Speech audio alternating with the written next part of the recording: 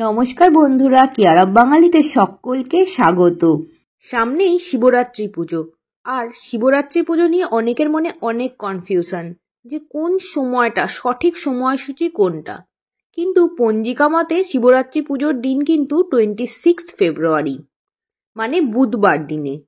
চতুর্দশী তিথিটা পড়ছে শুরু হচ্ছে 26 ফেব্রুয়ারি সকাল 9:42 AM থেকে 27 ফেব্রুয়ারি সকাল 8:31 AM পর্যন্ত, মানে 26শে ফেব্রুয়ারি সকাল 9:42 থেকে 27শে ফেব্রুয়ারি সকাল 8:31 পর্যন্ত।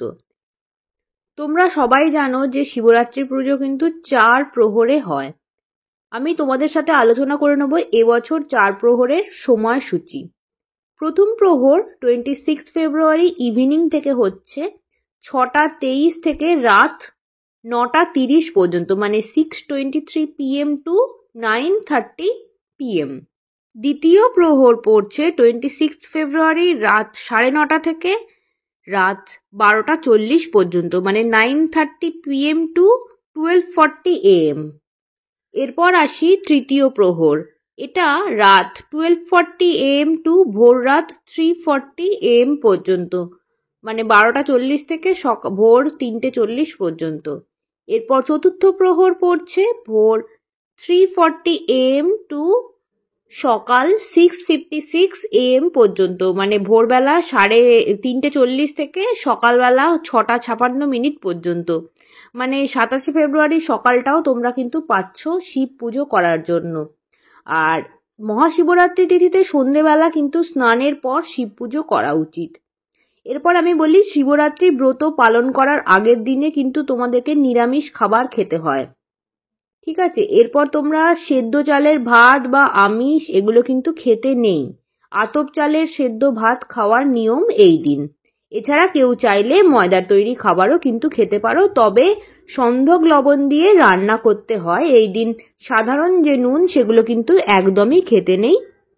ব্রতর দিন উপবাস করে নিষ্ঠা করে কিন্তু ভগবানের কাছে ডাকতে হয়। তোমরা যদি মন্ত্র কিছুই না জানো, ওং নমঃ শিবায় 3 বার বলে যদি বাবার মাথায় জল ঢালতে পারো, তাহলে বাবা কিন্তু তাতেই সন্তুষ্ট, আর অন্য কিচ্ছু লাগে না। এবার বলি আমি কি কি উপকরণ লাগবে। ধুত্রা ফুল, আকন্দ ফুল, হলুদ কলকে ফুল, আর অবশ্যই নিখুঁত বেলপাতা ও পৈতে। অনেক সময় বেলপাতাতে কিছু ক্র্যাক বা কিছু ফুটো পাওয়া যায়, তো সেগুলো একটু চেষ্টা করো অ্যাভয়েড করতে, যাতে ওই রকম কিছু না থাকে, সেগুলো একটু দেখে নিও। আর প্রসাদ হিসেবে বাবাকে সাদা মিষ্টি বা বেল সহ গোটা ফল কিন্তু তোমরা দিতে পারো। এবার বলি সহজ সরলভাবে বাড়িতে শিব পুজো কিভাবে করবে।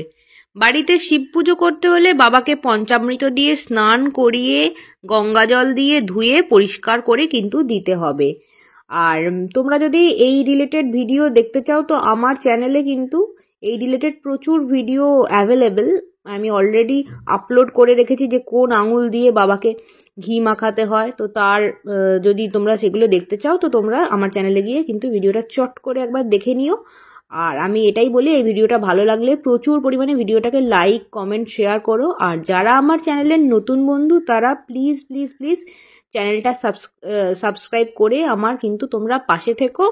আর যদি তোমরা শিবরাত্রির পুরো সঠিক মন্ত্র বা কি মন্ত্র বলে পুজো করতে চাও, সেই ধরনের যদি কোনো ভিডিও তোমাদের দরকার হয়, তোমরা আমাকে জানিও, আমি সেই রিলেটেড একটা ভিডিও বানাবো।